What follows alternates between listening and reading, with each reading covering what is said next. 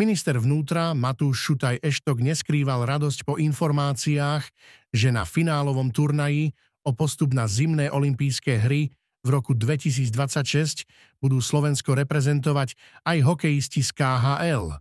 Teším sa z vyjadrenia slovenských hokejistov hrajúcich v KHL, že sú pripravení reprezentovať Slovensko.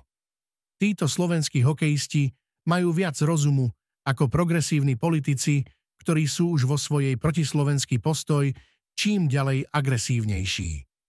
A na svoju politiku využívajú koho? Veď účel svätí prostriedky, však páni Šimečka, Grohling a ďalší. Rovnako to bolo za najtvrdšieho komunizmu.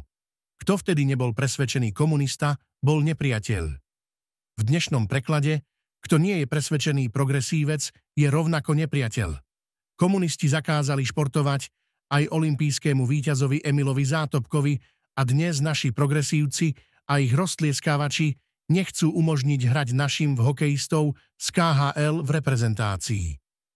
Som presvedčený, že šport by mal zostať apolitický a je cynické, že nad našimi hokejistami moralizujú politici a novinári, ktorí inak nevedia prísť Slovensku ani na meno.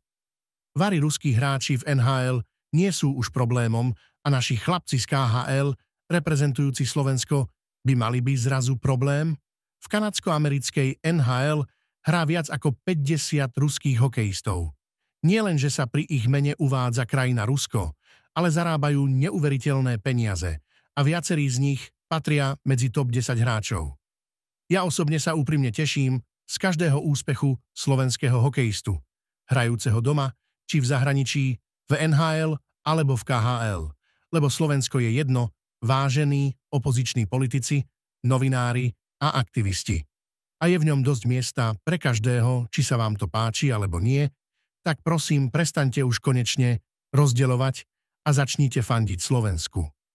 Majte radosť z jeho úspechov v športe i v politike. Je to totiž naše Slovensko, povedal minister Šutaj Eštok vo videu. Kliknite na odber V4 News a získajte informácie o aktuálnom politickom dianí z celej strednej Európy na jednom mieste.